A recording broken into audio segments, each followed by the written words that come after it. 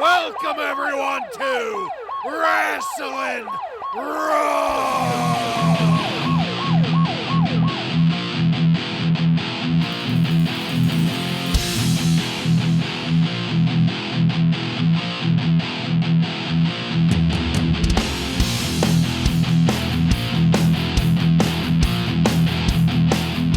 You're listening to Wrasslin Raw, the podcast that takes you back to when the new generation took over the WWF. Thank you for joining us. You're here with Ryan Arico.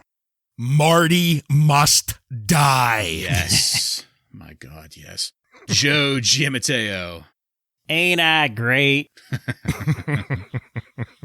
I'm the one and only Jason Bartlett, and we're going to examine WWE history one pay-per-view at a time. We have repeated our unique pay-per-view rules many times in the past. Hopefully our frequent listeners are up to speed on them. If you're a new listener, just go check out our archives for how we do things a little bit differently for the pay-per-view. And if you don't feel like doing that, I'm sure you'll get up to speed pretty damn quickly. We just want to give a quick shout out to new listeners in Utah, Kentucky, Louisiana, North and South Carolina, and Germany. Truly spreading all over the world. In this episode of Wrasslin Raw, we're going to be talking about In Your House 5. In Your House 5 aired on December 17th, 1995, and was recorded at the Hershey Park Arena in Hershey, Pennsylvania, and features Vince McMahon and Jerry the King Lawler on commentary. Are you guys ready? I am ready. Ready. All right, then, let's get into it. Our pay-per-view is going to start off with an overdramatic petting zoo voiceover of the plight of the Hart family. This time around, apparently the cartoon In Your House graphic has established residency or some other kind of squatter's rights, as it is already in the house and isn't attempting to break in. This is the first time since we've started In Your Houses, The Hershey Park Arena looks packed, and Vince is dressed to the nines. Santa is there, along with the Smoking Guns, handing out merch. I guess the Smoking Guns Christmas present was to be able to get minimum wage handing out merch, since they aren't on the match card getting a payout. Tag team champions, everybody. With a sweeping view of the arena, I can see the hog pen there, with what looks like at least 6 hogs in it, so that should be nice and smelly and shitty. And speaking of shitty situations, we get the music that takes us into our first match of the night. Marty Jannetty and Razor Ramon defeat Psycho Sid and the 1-2-3 Kid with the $1 Million Man Ted DiBiase by pinfall in 12 minutes and 22 seconds. The graphic on the screen calls the $1 Million Tag Team Sid and the Kid, and that sounds like an 80s buddy cop movie that was absolutely terrible. I was just about to comment on how bitching Razor Ramon's leather jacket was, but was then surprised to see Goldust in the crowd. I was taken a little aback about that, but then I also saw Marty Jannetty's leather jacket and decided that maybe it wasn't that cool after all. There was no clever name for the Razor Jannetty tag team, so I'm going with toothpicks and tassels. Did I see a Marty Must Die sign in the crowd? You absolutely did. Ryan, you confirmed it for us. That was beautiful to see. It was. That bloodthirsty Hershey crowd. Not quite to the level of throwing batteries at people, but maybe a beer later. I have to admit that when Marty and the Kid start off this match, it wasn't that bad. They managed to keep it fast and mostly tight. I loved the crowd pop for Razor just slapping the Kid once they were in there together. Yeah. And then the booing for Sid. That was pretty damn cool, too. This was a pretty energetic crowd by the sounds of things. Hopefully we don't find out later that this was just more piped-in stuff from the Observer. The double clothesline with Razor and Sid looked way too slow and telegraphed, but that was the first negative critique of the match for me. And then Jannetty just had to dance like he was in a jazzercise class to get the crowd worked up. It didn't work all that great. This was not match related, but I loved the picture-in-picture from Goldust. It was just fucking bizarre. but it did go on too long. Pitcher in pitcher is something that we need to get used to in this pay-per-view. Sid standing around waiting for Jannetty in the corner. That was shitty, but his reversal of the crossbody into the slam looked good, especially for Sid. I was surprised that the kid attempted the body slam on Jannetty, and not surprised at all that he damn near botched it because he couldn't pick Jannetty up and turn him. Sid should never use holds. I'll just leave that at that.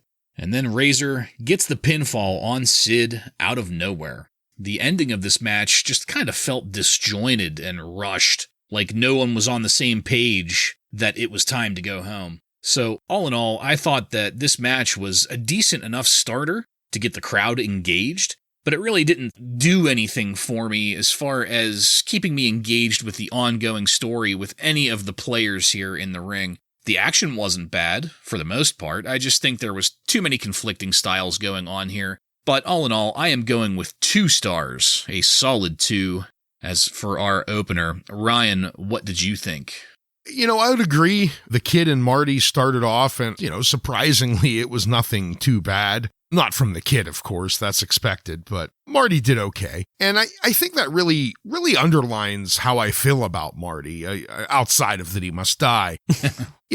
Nothing he does is egregious ever. It's just, I'm sick of seeing him. He's not all that entertaining. He's kind of boring even when he's trying to do his high-flying stuff. So it isn't that he's a terrible wrestler, but when you put the whole Marty Jannetty package together, it becomes annoying and disappointing, I think. I don't know. I really loved that slap Razor gave to the kid. I mean, you saw the snot fly out of his nose. I think it hit the first row of people in the audience. It was beautiful. But something that wasn't very beautiful was Razor gets thrown into the corner by the kid, and the kid starts punching him, and Sid is attacking him from behind because they're in that corner, and they were some of the slowest, weakest forearms that I have ever seen in my life. Sid was giving zero effort. He got back in the ring 2 seconds later and he picked it back up, but it's when he wasn't in the ring, he just didn't care about trying to make that look real. And I'll give Marty a little bit of credit here. Again, that off-the-top rope somersault bulldog that he did on the kid, that was pretty decent looking. Way to go. And then they went to the split screen with Goldust, and, I'm not sure if I loved it like you, Bartlett, because, and this isn't going to be the first time I say this, unfortunately, it felt like a Raw episode. When we just go to a split screen and we spend 2 minutes talking to Goldust, which gives a pretty bizarre, speech for that time. I mean, he's giving off some very homosexual vibes towards Razor. He's basically drooling over Razor here. And I wonder if they ended up catching flack over this, because I know very soon they're going to be introducing his wife as his valet, right? That's not far away at all. Right. I think that was to kind of combat simmer this down a little. Exactly. Simmer it down. So that's interesting. I think that's definitely something that our listeners should go back to and listen to, because it was a very interesting, I guess, promo, you could say, that he cut on Razor there. And then some decent back and forth from that point. The double team you mentioned, Bartlett, wasn't too bad. But I was scratching my head about the finish here. It was just a simple bulldog off the rope, and that's enough to pin a beast like Sid. I mean, I don't know why, Sid would have been defeated with such a common move, really. Few decent exchanges, overall a little bit disappointing, but agree with you that I thought it was a 2-star match. Well, the first positive thing I have to say is we did not have to hear Marty Jannetty's music, because he came out with Razor and Razor's music, so that was good. And the beginning of the match was very entertaining. Marty Jannetty sort of does the same things over and over again in every one of his matches, but I actually enjoyed him and 1-2-3 Kid together in the ring. And yeah, Razor and the Kid, the slap that we already talked about, and the crowd loved that too. The crowd was definitely popping for Razor and the 1-2-3 Kid anytime they were in the ring together. Looking back, maybe they should have just had a 1-2-3 Kid versus Razor Ramon match to start off the show. Mm-hmm. But that was getting a good reaction from the crowd, and then Sid was tagged in, and unfortunately, it just went down the shitter. It revived itself later, but now, Bartlett, you mentioned they were booing Sid, which I did hear that, but were they also chanting for Sid at one point? I feel like there was some chant going on in the crowd, and it sounded like Sid. Yeah, about 2/3 of the way through the match, there was a Sid, Sid, Sid, Sid, Sid. Yeah, really bizarre crowd. They're only about 2 hours from Philadelphia, so you saw all the ECW signs and stuff like that. So and Marty Must Die signs. Marty Must Die. Really weird signage going on here. The Goldust interview was very disturbing. I think that, Vince was saying he's androgynous, but this is like full-blown homosexual stalker stuff that he's doing. Yeah. It's pretty edgy. He was one step away from let me go up and give Razor a hand job in the ring. Pretty much. I mean, there's no hiding that, and it's pretty edgy, and I know they're trying to, we talked about the Survivor Series with Diesel yelling motherfucker on TV. They still sort of have to be careful, I guess, even though it's pay-per-view. But this show, there's a couple things that we're going to talk about in this show that are pretty edgy for 1995. Indeed. Back to the match. Did you guys notice that the Kid was in there for a little bit? He tags Sid into the ring. And then Sid tags the 1-2-3 Kid like almost right away. And the 1-2-3 Kid's like shaking his head. He's like, no, not yet type of thing. But Sid tagged him in. So, I mean, it just had to continue, I give the match 3 stars. I thought it was a pretty good match to start the show. And it got the crowd fired up. I enjoyed it. I thought it was pretty good. Dave Meltzer gave this 1.25 star. He said this match was a disappointment as Jannetty's work has been slow and sluggish since returning, and Sid was pretty bad. The match just did not get going, although there was good heat for Ramon and 1-2-3 Kid. So kind of like you said, maybe it should have been the Kid versus Ramon, but yeah. Yeah, this was a good match, but a weird start to things, and something we were talking about earlier is just the increased amount of storytelling going on here, and it's really reflected in that Goldust, I guess, promo is what you'd call it. Yeah, I guess that's like the start to his Intercontinental Championship push. Yeah, and it's just funny that we had on the Go Home show leading into this, we advertised at least probably close to a dozen different toys and children's items over the course of the episode, and we were getting people to buy in, and now we have this just blatantly homoerotic promo that Goldust lays down, so I'd imagine there were quite a few people that were sweating bullets hearing that. All right, well, this is going to move us along to backstage. We're going to keep up that old chestnut of having the winners and losers on the phone, the superstar call-in line, and we'll get a view of who is handling the phone back there. Sunny is there. She's looking gorgeous. She's on the phone just bitching at somebody about something, who knows, as the $1 Million Man Ted DiBiase slams himself into his seat and picks up a phone and just starts yelling at some poor kid. I don't know what the appeal was to call in, and maybe it was a roll of the dice, a 50-50, you either get the winner or the loser, but I wouldn't want to talk to the losers and just hear them bitch like this. Ray Rougeau was on the other phone, and he looked quite happy and congenial about this. I'm guessing he was there handling the Canadian calls, just in case there were any Quebecois French calling in. But we didn't stick around with that too long because we cut to the ring for our next match. But wait, hold on. The ring announcer starts to call the match, and I'm pretty sure he calls for the Nature Boy, Buddy Landel. Specifically says Nature Boy, which that took some balls, I thought. But there's some confusion as people start yelling at each other down there, and then the King gets in the ring and calls out that his surprise should come on out. And gentlemen, that surprise is one Double J Jeff Jarrett. Ain't he great? The King presents Double J with a plaque containing his CD, not gold or platinum, just a regular old CD and a plaque. And Double J also declares himself not only a returning person to the WWF, not only releasing a new CD, but also the first entrant in the upcoming Royal Rumble. The King then invites Double J to come on over and sit in on commentary as we go for real this time into our next match. Ahmed Johnson defeats Buddy Landel with Dean Douglas by pinfall in 42 seconds. It really feels like a Raw.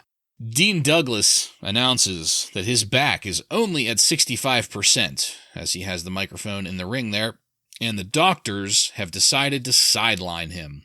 Dean also announces his new student, and out comes Buddy Landel. I have to admit that I only vaguely know the name. I have never seen a Buddy Landel match in my life. And you still haven't.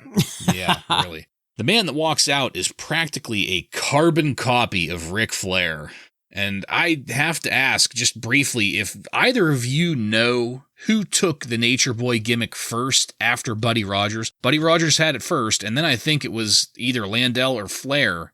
Do you know who had it legitimately first after Rogers? I can't help you there. Sorry. No clue. I know nothing about Buddy Landel at all. Yeah. Until this. Yeah, I've heard the name, and Yeah. that's about it. Exactly. The only thing that I know, and it's something that I learned very recently, is that he was on the Smoky Mountain roster. And when Smoky Mountain went down or shut itself up, it closed voluntarily.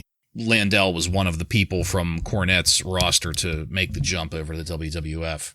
Ahmed Johnson then comes out from the back to get things started. And when I say things, I mean a beatdown. There's a rough-looking spine buster, an even rougher-looking Pearl River plunge that I did not think was going to be safely executed, but it just barely was. That drew the pinfall and the 3 count, and that's it. Buddy Landel is here and gone in 42 seconds. Continuing this ongoing trend of Lawler deciding that it's a good idea to shit-talk Ahmed Johnson, he's going to try that again. And by the sounds of things, this is going to be a way of getting Double J and Ahmed into a program. As Ahmed does another blunt but believable promo, he calls Double J an urban cowboy achy breaky wannabe. And you can tell he was just holding back on adding motherfucker to the end of that.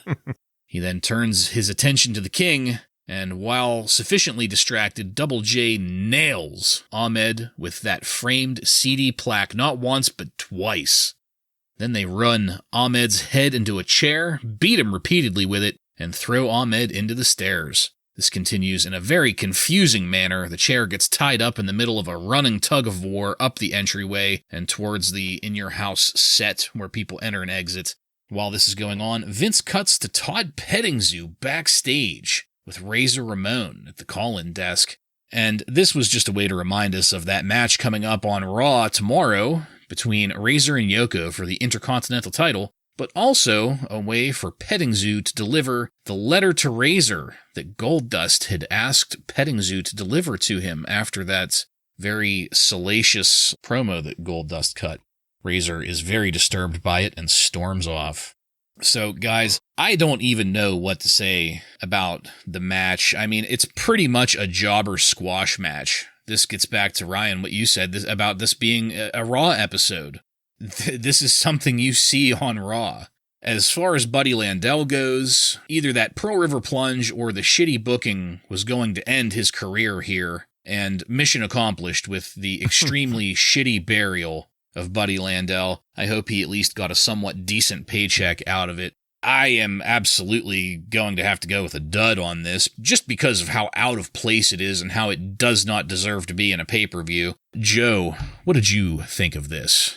So we get the announcement, which was just really confusing, and Lawler interrupts it and brings out Double J. And I don't really have much to say about that. I mean, it seems like the crowd wasn't really reacting to it that well. They're just, there wasn't anybody cheering or like booing very loudly. It was just kind of quiet. But with him entering himself as number 1 in the Royal Rumble, I like that. I think that's a good heel thing to do. Like, I'm going in as number 1 and I'm going to beat everybody. I like that. But the match itself, I mean, can we even call it a match? I mean, Buddy Landel just, man, that fell flat. I mean, it's like this guy's coming out. He looks like a Bob Backlund, like a guy that's just washed up, maybe was good in the 70s or something. But, bringing this guy into the new generation, just probably wasn't a good idea, but it sounds like he's not going to be around too long. And that stuff with Dean Douglas was weird too. Like just the way that he was talking just seemed kind of strange. I mean, the guy's on his way out, I guess. So maybe that's why, but it just, I don't know. Like you guys say, this was like a Raw. This was just shit that you'd see on Raw. The stuff after the match, those fucking shots to the head with that CD frame were pretty stiff. Yeah. And I actually enjoyed Jeff Jarrett on commentary. I just love how Southern he sounds and how much Vince probably hates it. I loved it when he beat Ahmed with the CD frame, and then he politely asks Jerry Lawler to get him a chair. Did you guys hear that? He's like, King, could you get me a chair? Could you get me a chair, King? Like just the way he asked it was hilarious. They fucking put him through the chair and stuff. I give the match a dud as well, Bartlett, basically for the same reasons that you did. It just didn't really, I don't know. It wasn't a match, and it's a dud. Starting at the beginning here when they introduced Jeff Jarrett, and I agree, the crowd they didn't care. But I was pretty excited. I mean, I've always loved Jeff Jarrett as a heel, and I'm excited to see him back, but this is going to be the 100th time we mention it about it feeling like a Raw, but this is the first ever King's Court on a pay-per-view, I think, right? Because this was basically a King's Court that we had with Jeff Jarrett. So that's kind of disappointing and kind of goes along with the in your house theme of being cheap.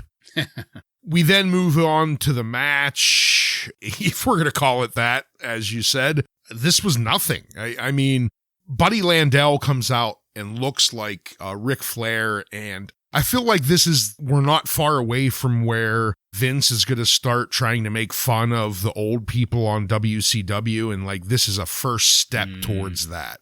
Everything in this match was ugly. That spine buster, ugly. The Pearl River plunge, I thought was going to kill Buddy Landel. It looked like his neck was about to break. Yeah. But then it's done. 46 seconds. This jobber squash match is done. And we move on. The promo with King, I liked it. I loved Ahmed calling Double J, achy breaky heart wannabe, urban cowboy. I thought that was good. The attack on Ahmed from Double J, I thought was good to start up a bit of a feud between them. Though I thought it was a bit bizarre that Ahmed selling these hits, being thrown into the stairs, smashed into the pole, hit with the CD plaque and whatnot. But the moment that turns it around for him is him being spanked with the paddle. That after that, he turns around and it's no sell from that point on. And then it takes off after Jeff Jarrett and then stops about 10 yards short of the curtain and just kind of walks after that point. Yeah. I thought that was kind of funny, him just giving up. And then we immediately cut to Razor in the back, which I thought cut a very good promo on Yoko for the Intercontinental belt. But complete agreement on the rating here. Every move, and there was only about 3 of them, was bad and dangerous. So this was a dud, no doubt about that. Joe, what did Meltzer have to say? This is weird because I tried to look. 7 stars. Up and down. No rating. He didn't even rate the match. Well, that's good. Which is, maybe it was like a typo. They missed it. I don't know, but... Yeah, that's interesting. He did comment that the brawl after the match looked pretty bad. And also, this is a comment from me. It's no surprise that Scott Hall hated this Gold Dust program angle thing that they're doing. Yeah. Like it doesn't surprise me. Yeah. Unfortunately. I mean, not trying to be disparaging to any of it, but it was a bit too much. I'll leave it at that, I think. Oozing with machismo. Yeah. It was just creepy, and it's like he's a stalker. Like it's fucking weird. The fine, oily mane of hair on his chest.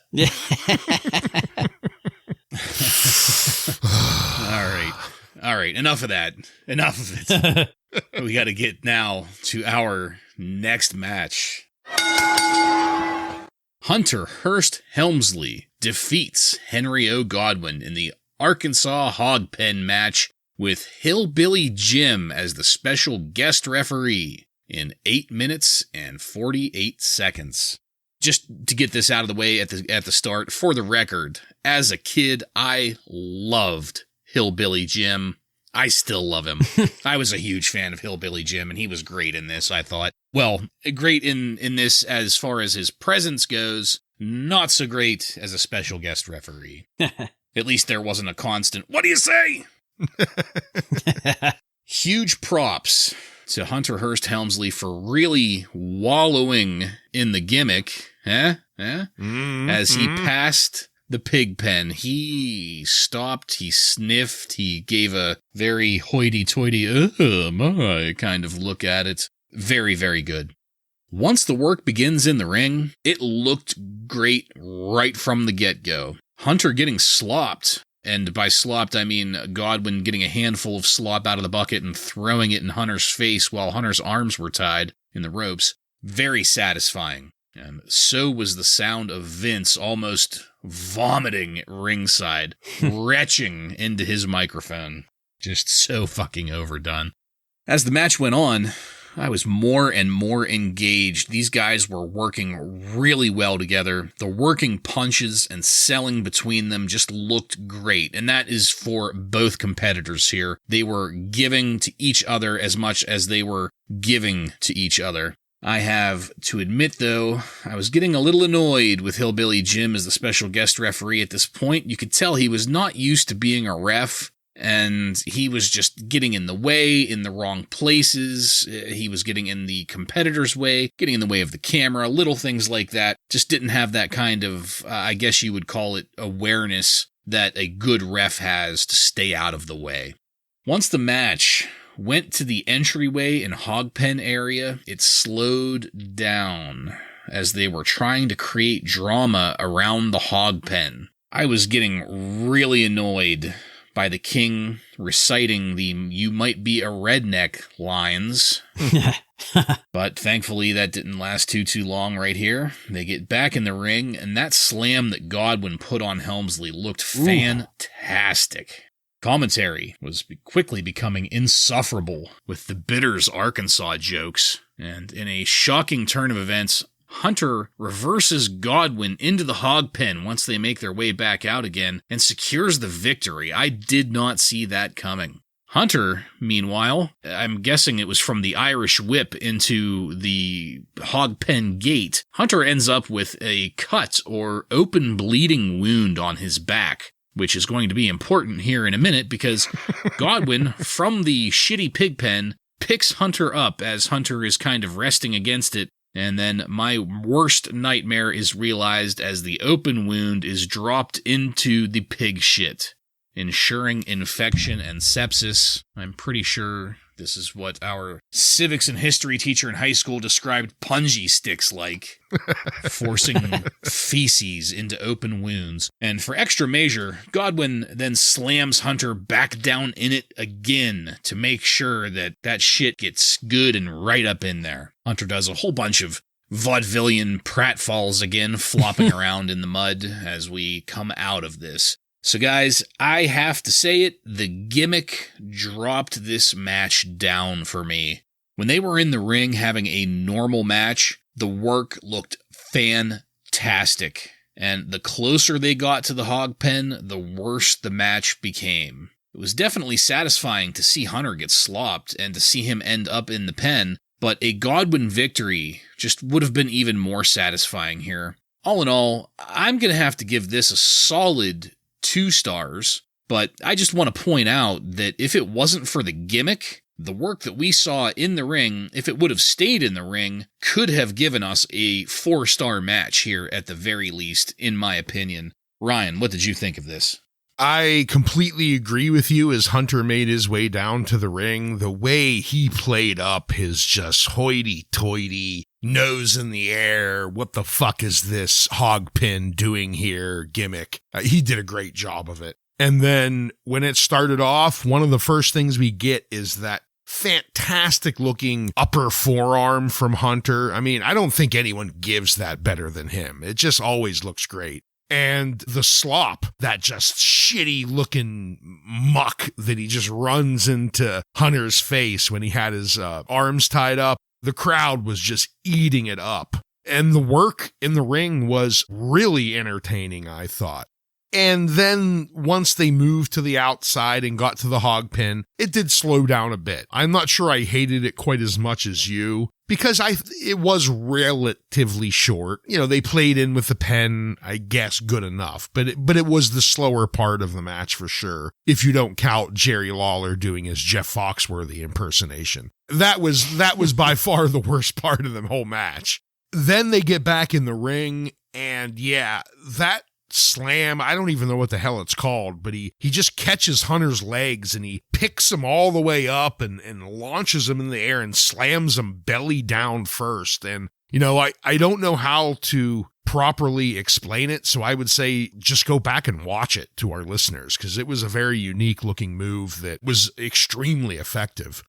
Then they move back out towards the hog pin, and I was shocked. I thought for sure Godwin was going to win this match, but Hunter's able to just quickly reverse it and launch Godwin into the pen. But then he pulls in Hunter and throws him around the slop. So I thought that was a good way to keep Hunter undefeated, but to still give the crowd what they wanted. They still got to see Hunter just covered in shit, and he's running around. He did a great job of really hamming it up once he got in the ring, or in the pen, I thought. Did you notice someone threw a beer and it smacked Hunter like directly in the face? No, did you see I that? did not see that. I missed it. Oh, yeah. When he's in the pen, like, running around, there's a beer or popcorn. Something comes in from the crowd and just smacks him. And it just smacks him right in the face. Hershey.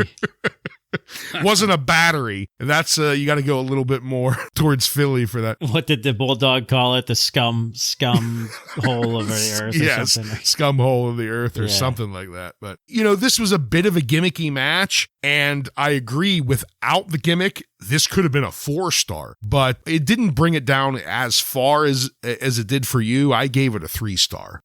Yeah, normally I feel like I would hate a match like this, but I didn't hate it at all. This has to be the show where Owen Hart ribbed Vince McMahon and had the owner of the hogs put all the hogs in Vince's office. And Vince was fucking pissed, I guess, from what I've heard from these stories. But the match was good. It was a full-blown gimmick match, but I think I didn't hate it because both of these guys are a gimmick. They're borderline comedy gimmick wrestlers, if you look at it. Mm-hmm. So I didn't hate it. It kind of works, I guess. I just hope they don't do it again. Like, I hope we don't keep getting this and slop bucket matches with these two. Like, if this was the end of it, then perfect. Mm-hmm. I really wanted Helmsley to win this match the whole time, because I feel like this whole thing is giving Godwin the edge. Like, it's a hog pen match. Hillbilly Jim is out there. So I was like, well, I definitely want Helmsley to win this. I was going to give the match itself 2 stars, but then when Helmsley kept doing that fake slip and fall thing, I actually was laughing my ass off. Like, I thought that was funny as hell. So I bumped it up to 3. Meltzer gave this 1 star. Whoa. And he didn't have much to say about it, so I don't really have anything to add there. Helmsley's back getting cut open, that was pretty disgusting too. Yeah. I just want to add that. Yeah, and excellent point about both of these guys just being gimmicks themselves. I hadn't even thought of it that way, and you're absolutely right. Absolutely right. Moving along, next up was a WWF Royal Rumble commercial. An Ice Cube goes down some cleavage and starts a brawl among some viewers there tuning into the pay-per-view. Back at ringside, we're putting over the Royal Rumble and really just trying to get everybody ready to move on to the next pay-per-view while we're still in this one. Next up, we will get a video package highlighting the recent past of Diesel, because we haven't had enough of that yet. And that is followed up by Owen Hart's comments, combined with Diesel's new change in attitude, have brought us to this point. These promos and this, I guess you would call it, introductory video package segment, this whole thing really felt like it was thrown together in a pretty shabby way. And for me personally, at least, it did nothing to get me excited for our next match. Owen Hart with Jim Cornette defeats Diesel by disqualification in 4 minutes and 34 seconds. Vince continues to make himself a cockholster for Diesel with every possible opportunity, and that includes the just frantic use of the phrase Big Daddy Cool Diesel, as well as keeping the enormous entrance and pyro, just the whole fucking, this craziness of Diesel's entrance for somebody that's no longer the champion. That just kind of bothered me. That sidewalk slam at the beginning of this match, it looked pretty damn good. Diesel got some good air with it, and I was pretty excited to see what we would get in the future in this match. It was good to see Owen working on Diesel, not just because of how good Owen Hart is, but also because it was good to see what felt like Diesel really selling for once, rather than being the unstoppable monster we've had for months and months. It was a good way to just see that other side of the coin for Diesel. Like, yes, he's not just somebody that throws a few punches in the big boot and the jackknife. He's somebody that can act like he is getting hurt. Holy shit, that's good to see. Any kind of enjoyment I had in this match, though, was immediately murdered when Diesel shouts, "This is for you, Sean," before jackknifing Owen. Completely killed it. Shoving the referee to draw the disqualification, and then, according to Vince, shouting, "This is for you, Sean," again, ends this match. So this went from being entertaining to an immediate dud for me. And I really hate to say that because this was an Owen Hart match, but just fuck this. Fuck that. I feel really bad that Owen was in it because he wasn't there to have a match. He was there to put over friendship and then get buried just as I was given hope that he could start a fresh program. Whenever they announced that open contract thing, I thought that was going to be one of the best things ever because we would get Owen with somebody that he could work with in, a lot of really good matches moving forward. But instead, all we got out of Owen's open contract was, "This is for you, Sean." My final note on this match is to say fuck you to Vince McMahon and anyone else that had a hand in booking this. Joe, please, what did you have on it? Yeah, this is garbage. I pretty much agree with everything you said, so I don't have a lot to add here, but I just want to say that this is probably the most disappointing feeling that I had during this entire show. Like, this was the most disappointing part of the show for me. Vince is certainly giving us the impression that Diesel is still a babyface based on what you said about his entrance and just the way he's talking about him. If you're going to book something like this for friendship, so Owen Hart's the guy that took out Shawn Michaels, right? So you're going to have Diesel go out and just beat him in like less than 5 minutes? Like, why? That makes no sense at all. I mean, is it even good for Diesel? Not really. This was kind of lame, to be honest. And I hate to see Owen Hart as the sacrificial lamb in this situation. Like, what a poor use of talent. I could understand if it was like Mabel that took out Shawn Michaels, then yeah, you have Diesel go out and squash Mabel's fat ass and it's over. But this was just a waste of good talent. I didn't give it a dud. I gave it 1 star just because, like you said, part of it was pretty good. But then the "This is for you, Sean" just tore it all apart. We're gonna sound kind of similar here. This started out very promising. That does not include Diesel making his way to the ring, giving high fives to only people with black gloves. But once they actually got in the ring, some of the stuff Diesel was doing at the beginning was pretty entertaining. He looked fast and intimidating when he threw Owen into the corner, and he starts laying a number of elbows and knees, which Vince bizarrely refers to as a series of maneuvers. I've never heard elbows called maneuvers before. But there you have it. There was also a pretty good spot where Diesel tosses Owen into like the middle of the ring when they're in the corner. I mean, it was a great visual, and Owen sold it great. Yeah. But from that point on, it became just a beatdown of Owen and for Shawn Michaels. It just ruined it. To be honest, if this match continued with how it started, this could have been one of the best Diesel matches we've seen. Yeah. But instead, they ruined it.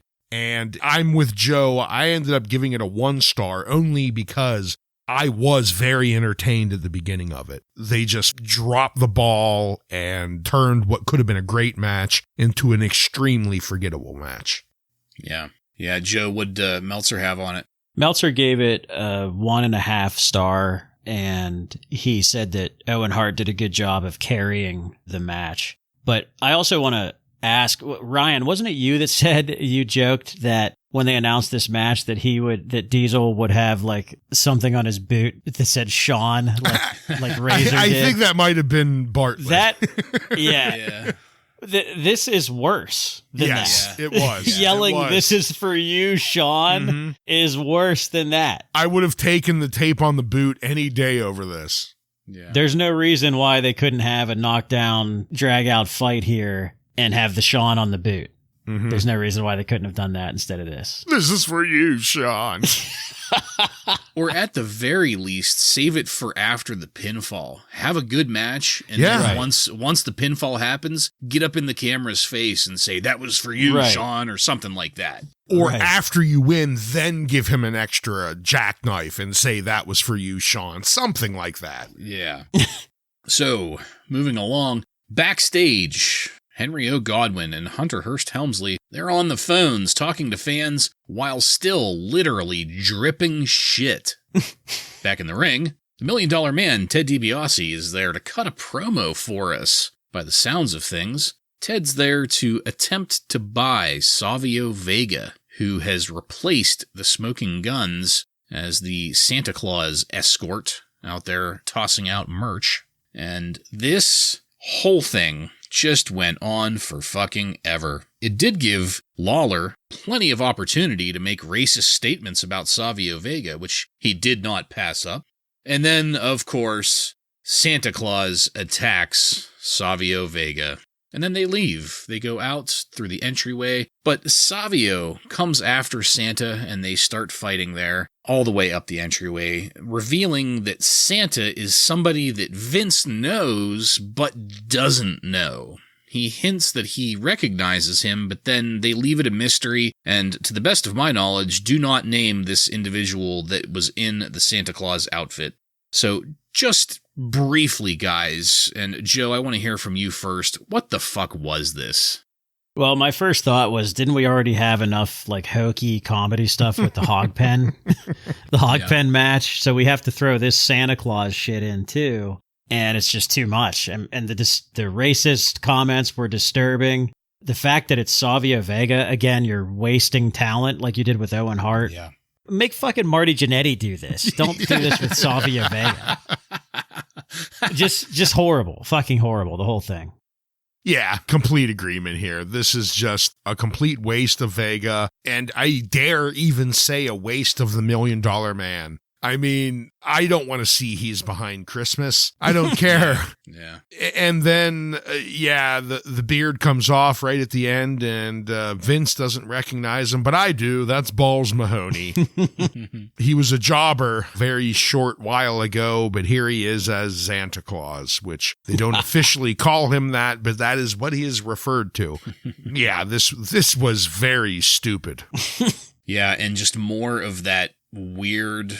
This was a Raw episode stuff. Yep. And the pointless story insertions. This was the first pay-per-view for me that was really kind of shocking to watch because of just how much non-wrestling was going on in it. Well, getting us ready for what's coming up next here, there's some video packages from both King Mabel and The Undertaker. So Mabel, Paul Bearer, and The Undertaker all cut some promos for us. And we get a brief glimpse of Doc's Cocaine Jam Luxury Edition. He's got some back alley video games laid out on a painter's tarp in the locker room selling WrestleMania the arcade game so he can get himself another 8-ball. That will take us into our next match. The Undertaker, with Paul Bearer, defeats King Mabel with Sir Mo in a casket match. Double wide! Double deep! In 6 minutes and 11 seconds. There was the usual pomp and circumstance to get this going. Sir Mo wheeling out the casket, The Undertaker making his usual awesome entrance, and then the match starts. The Undertaker sitting up out of a couple of slams, and then sitting up to dodge a splash from Mabel, was the first entertaining thing in this match. I really hate to say that, I really truly do. It was good to hear the crowd getting behind The Undertaker, but then Mo put Undertaker in the coffin, but didn't shut the lid. So Mabel could. This kind of confused me, but then they kind of retcon it towards the end, I guess, that only Mabel can put the lid down and have this count as a win. I don't know, but it was very lazy storytelling and it was fucking terrible with Sir Mo doing this shit. Sir Mo shouldn't have had a hand in anything. Mabel couldn't even get himself up high enough to make the chokeslam look remotely good for Taker whenever Taker lays it on him. And there was more delayed time once Mabel was put into the casket without the lid being shut. Why did The Undertaker not close the lid, I was asking myself at this point. The referees looked like they were preventing him from closing it. He reached out and had a hold of it, but they stiff-armed him and didn't let him close it. Vince tells us he can't close the lid. Well, why the fuck can't he? What is going on here? Was it because the chain was in the coffin too? Remember that whole thing? The urn that got melted down and turned into a chain, that had gotten knocked into the coffin. Well, finally, The Undertaker is able to just manhandle Sir Mo and get him into the coffin and close the lid and win the match. I hate to say it, but once again, King Mabel is involved in one of the worst Undertaker matches I have ever seen. I can't keep track of which ones are officially the worst, because the ones in the past I've tried to forget, and I will try to forget this one as soon as we are done recording. I was at least going to get a little satisfaction out of both Mo and Mabel being put in the casket, but even that was fucked up with the whole, why can't he close the lid question.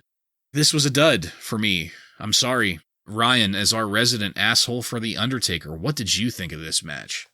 Such a shame. I mean, King Mabel just ruins everything he touches.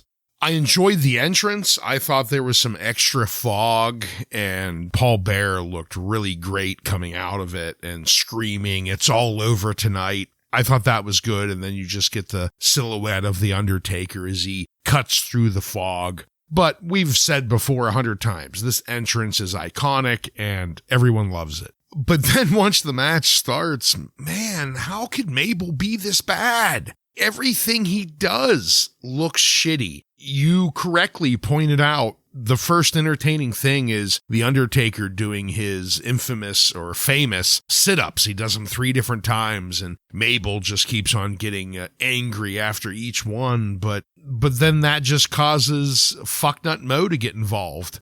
And like you said, it was a bit confusing. He didn't really do that much, but that was enough to throw Undertaker into the coffin. And then he couldn't shut the lid. Okay. Then The Undertaker comes out, gets back in the ring, and we have some more terrible selling out of Mabel. Undertaker tries to do his iconic flying clothesline, which looks terrible because Mabel doesn't know how to sell it. But that pales in comparison to his sale of the chokeslam, which was none. He gave The Undertaker 0 help on this chokeslam, and it looked terrible. Then The Undertaker does roll him into the ring. He then decides to attack Mo. I'm extremely happy that he rolls Mo into the casket as well, gets the urn back. So this was a very, very bad match. But if this actually ends the feud with Mabel and Mabel and Mo are buried and sent to hell, then it's a 5-star match. But the wrestling, the actual outcome of this match is definitely a dud, and I don't know if I've ever given Undertaker match a dud. Probably it was another Mabel match against him that I gave a dud. But the only thing I could hope for going out of this is most of the time, after someone loses a casket match, they are gone for a while. Yeah. And I'm hoping Mabel and Mo are both sent to hell. Yeah, there are a few things that were going through my mind as both men were entering the ring here. Well, first off, the Cocaine Jam, real quick. I was really taken aback when I saw that a Super Nintendo game was $70 in 1995. Yeah. Holy shit. Yep. So as these men are entering the ring, I'm saying, so I guess this is a casket match now, because they didn't do a great job of building up to that for all of these weeks and weeks that we've had this feud going on. Paul Bearer is screeching, "It's all over tonight." And I certainly hope so, Paul. I really do. And it's funny to me how iconic that purple gear is today, even though it's probably the worst part of his career, The Undertaker, as far as like how he was booked. Yeah. I mean, some of the worst feuds ever in his career, his long career, was in this purple gear. So that's just fascinating to me. And the fact that it's a casket match, it just makes that whole casket situation a couple weeks ago with Brother Love just more confusing. I don't understand the build up to this, but as far as the match itself, the closing the lid routine was so horrible. Like, it didn't make any sense. And like you said, Bartlett, Mo throws him in and doesn't close the lid. It's just fucking hanging open. And then fat ass Mabel's in there forever. It's still hanging open. You get Mo in there. Like, just close the lid. Like, just end this. As Mabel is laying there in the casket, did you notice that he had to fucking move his fat ass over because he knew Mo was going in there? I'm just thinking, like, please throw Mo in too. Please throw him in, both of them. Send them to hell, like Ryan said. I broke the rules a little bit. And it's funny, Ryan, your comments, I was trying to hold back there. I gave this 5 stars because oh my God, this feud is over. When that casket shut, I said, fuck yes, finally this is over. We don't have to deal with this shit anymore. And then I saw Paul Bearer go over and smash King Mabel's crown. He fucking stepped on it and smashed it, and I gave this 5 stars for that reason. Oh, man. Send them to hell. Dave Meltzer gave this 1.5 stars. He mentioned that it was not anywhere near as bad as their previous pay-per-view match. Maybe he's right. I don't know. Yeah. I don't want to relive either one of them. Yeah, that just feels like nitpicking. Well, thank you for that.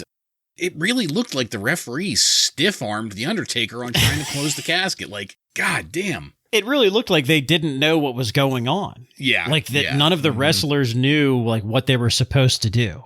And that happened quite a few times in this pay-per-view, like with the ending of the Razor Ramon, Jannetty match. It just kind of, the finish just kind of fell together as everybody was falling out of the ring. And the same with this. It seemed like they were trying to stay on schedule and nobody knew what time it was or how long they had gone. And just, I don't know. They were trying to close it up early because they knew they wanted to get done with it.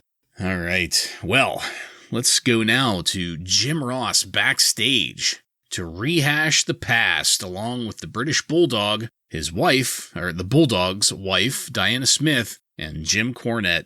Man, Diana got a makeover since last week's show. She was still looking pretty damn good here, but she was done up like I don't even know what to call it, like a suburban housewife, overdone, heavy makeup and all that. Not quite movie star, but not quite bad either.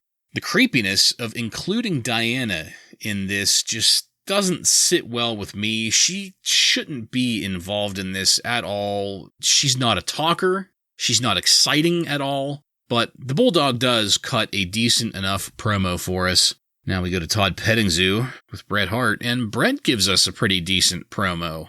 And from there, we cut to entrance music.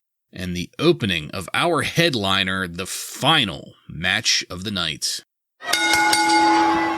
Bret Hart defeats the British Bulldog Davey Boy Smith with Jim Cornette and Diana Smith by pinfall in 21 minutes and 9 seconds to retain the WWF World Heavyweight Championship. At the outset, I was immediately annoyed by commentary. What I wouldn't give for Jim Ross to be sitting there calling this. That's the second time now in as many weeks, I think, that I've said that, and I can't wait to get to it. The work from the start of this match is spot on and moving perfectly. But then things slow down into holds, and the crowd gets a pretty strong ECW chant going on in response to that. So far in the match, I hate to say it, but the most interesting things have been the picture-in-picture views of Diana Smith, and those are only good for so long because she has the emotional range of Carpet Remnant and only knows how to say, "Come on, Davey," and that's it. I loved Bret trying to throw himself out of the headlock, and the Bulldog held on and reversed it into a Bulldog. That was a very nicely done piece of work there. Did you guys notice the huge "Diesel sucks" sign out in the crowd? Yes. That was the first time I saw that was here. Loved it. Those people were not wearing black gloves. No, they weren't. They didn't feel like shelling out the $25 and change. That pile driver from Bret on the Bulldog looked damn good. But then, just out of nowhere, where the fuck did all of that blood come from? My goodness. I mean, we know that Bret must have done a little work and given himself a little color there, but Lawler claims the wound was from Bret hitting his head on the ring post. The steps. Yeah, okay, the steps. That's why I was a little confused, because I was like, well, he clearly hit his back against his ring post, not the top of his forehead at the hairline. I think his head also hit into the crowd barrier at one point, too, during that exchange. So there was a couple head hits off of metal objects. Yeah. Okay. I think he bladed after hitting the steps, because he hit the steps with his head, and then they cut away. They cut away. Yeah. Yeah. Okay. That's kind of what I thought too. That cutaway is when he got it done. All right. But suffice to say, I think Bret went a little deep on the old cut, because this was probably the most amount of blood I've ever seen come out of Bret Hart. They get back into the work here, and the pile driver that the Bulldog puts on Bret looked great, as well as the vertical suplex to follow it up. The Bulldog doing the bow and arrow submission on Bret looked great. That was some good stuff. Now, meanwhile, there is blood fucking everywhere. The Bulldog is coated in Bret's blood. There is a literal puddle of it on the outside mat where Bret first did the blading, and it just continues to pour out of Bret Hart throughout the remainder of this match. And here, when Bret lands a surprise suplex into a bridging pin while in picture, that's when I got sick of seeing Diana Smith's face. That was a hell of a move that was going on, but we only got to see it in the little square off to the right. The power slam at the outside, that looked good. And I can't overstate how much of a disgusting mess Bret Hart was going through this match. It was insane to me to see Bret Hart bleeding this much. A rather large person, I couldn't tell if that was a man or a woman there in gold circle seating, seemed pretty pissed off that they got sprayed with blood. First they got sprayed with slop. I'm pretty sure the 1-2-3 Kid had spit in that direction too. And now Bret Hart's blood. They should have brought ponchos like a fucking Gallagher comedy thing. You know, the amount of fluids that were getting sprayed into gold circle here in this pay-per-view. I'm glad that they did not end this match on that roll-up that Vince called Shades of Wembley Stadium, because that would have just been pathetic. But finally, the Hitman manages to put a rather complex pinning hold combo on the Bulldog to secure the victory. We get word here at the finish that the Undertaker will be challenging for the title at the Royal Rumble. That's news. And backstage, Todd Pettingzoo is there with Paul Bearer and the Undertaker. We are informed that Gorilla Monsoon made Undertaker the #1 contender just this night, I guess. Diesel is, of course, pissed off about that as he interrupts things to complain that The Undertaker is now the number one contender and that it should be Diesel. And that is where we end our pay-per-view. We fade to black. So I went into the match with really high expectations for what Bret Hart and the British Bulldog Davey Boy Smith could do with each other. But things here just slowly kind of got worse and worse for me. Commentary was extremely annoying. The constant focus on Diana Smith, and I can't overstate that either. The amount of time we spent in picture with just nothing but Diana Smith's face looking up at the ring, way too much. Way too much. Bret Hart getting color, that felt kind of out of place. I'm not used to seeing that kind of thing with Bret Hart. He doesn't need to do it, and thankfully he doesn't do it that often. He did, I guess, save it for a special moment here. I just wish the match maybe would have been a little better, and he wouldn't have needed that. We just couldn't just end this with the champion retaining the belt. We had to add more story afterwards, and it just... The pay-per-view format up until this point, and by pay-per-view format, I mean all of them, even the old In Your Houses that led up to this, they were all action-packed. I'm really conflicted on how this ended. I'm conflicted on how much story we had throughout the entire pay-per-view, really, but as far as this match goes, a solid 2-star match for me, and that's only because of that shit that I mentioned, commentary, Diana Smith. It was enough to take it down a couple notches. Joe, please get us going on the championship match and the way that the pay-per-view ended afterwards. So the guys are coming out, and I had to laugh because British Bulldog comes out with his entourage, and then Bret comes out. You know, it's always an exciting entrance. He's your champion. I just see the hogs are still there. Like, I'm laughing so hard. There's still hogs there in a pen. I just thought that was funny. This match is very interesting for many reasons. So the picture-in-picture with Diana, yes, it was annoying. I didn't let it bother me too much. I just sort of ignored it because I knew that this was a match that I really wanted to pay attention to. So I ignored the Diana shit. That's just lazy storytelling. And I ignored the shitty commentary too. Yes, it would have been better had Jim Ross been there, but I just ignored it. So I'm looking at this match itself, and it was pretty boring at the beginning, in my opinion. I mean, there was ECW chants. Like, the crowd was bored, too. You know, they're talking about The Undertaker facing the winner of this match, like, near the beginning of it. So it's like they're already talking about what's next. Yeah. They're not into the match. But, man, this match really took a turn, and I'm not one to say that, you know, I'm not, like, saying there has to be blood, but it always adds an element. It adds that element that just catches your eye. And the stuff they were doing after the blood was very good. Like 5-star shit, in my opinion. Like all the stuff they were doing outside the ring was great. When he first got the color, it looked like Davey Boy and Jim Cornette were a little concerned almost. But all the stuff they were doing after the blood was really, really good. And there was a lot of false finishes. There were times where you thought it's over and it wasn't. The finish was a little wonky for me because it sort of looked like the Bulldog kicked out at like 2.5, but I didn't rewind it to see. But I don't know. I gave the match 4 stars. I thought the match was kind of boring and one-sided pretty much. It was all Davey Boy Smith until Bret got the color, and then that added this element. Just everything they did after that was really, really good.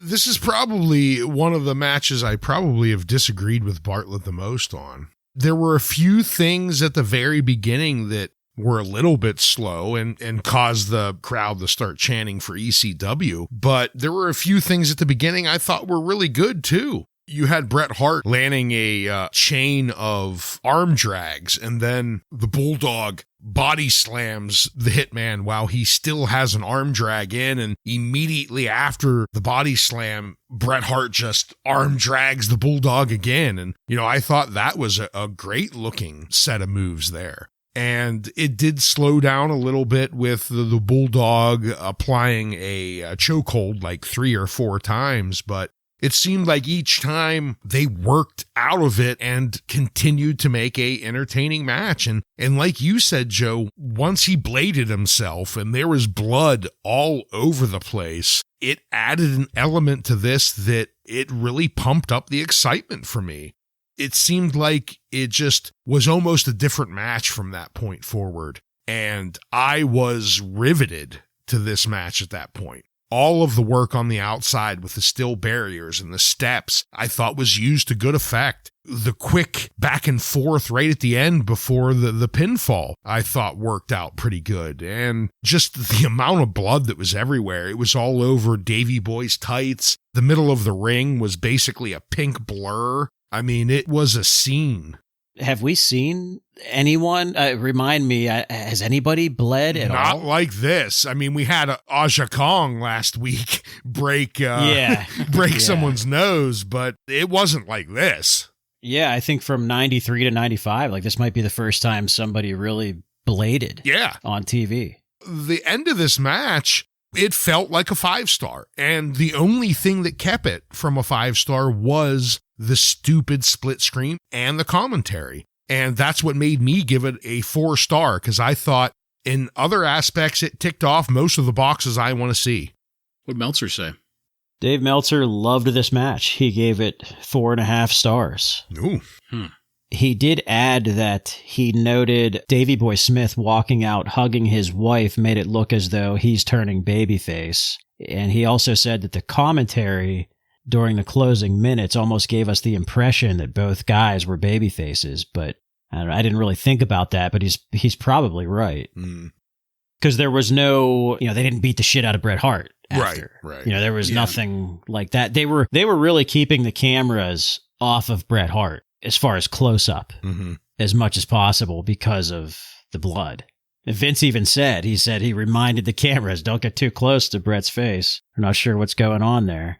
Yeah. The work in the ring wasn't bad. It's just everything going on around it is what took it down for me. Yeah. And it was that on top of everything that came before it, too. By the time we got to the main event, I was like, Jesus, this is just a terrible, terrible pay-per-view. And unfortunately, I did let that cloud my judgment. I was ready for this to just be over. Again, I did list quite a few good things that I liked in this match. I just can't get past Bret Hart blading like that. It made me more shocked, I guess, and concerned than intrigued and excited. Not concerned for his safety, because obviously if it was that real, they would have done something about it. But I don't know, it was just so out of place for all of it, and it just kind of knocked me back a little bit. I didn't know quite how to think about it. It's interesting because for me, it was like the opposite. For me, that point was like what really sucked me in and got me involved. Yeah. And you have to place yourself in 1995. Yeah. I mean, we're used to seeing this, like, we see it all the time after this. Yeah. But at that time, it's like, holy shit, like this is some shocking stuff. Just a little bit of a side note, I was thinking while you were talking about how much blood we had got, really, since we started the podcast. The only other time I can think of anybody getting color was Ric Flair during his Loser Leaves Town match with Mr. Perfect back in 93. Yeah. Which was, what, episode 3 of Raw? Yeah. Yeah. So it has been a while, yeah. All right. Well, interesting stuff. I'm honestly surprised that we fall so far apart on this. I really thought you guys were going to be right up there with me on the headlining match there. But yeah, learned something new today. I just can't do the blood with Bret Hart, I guess. All right, so we are now done with In Your House 5. And that begs the question, did you get your money's worth?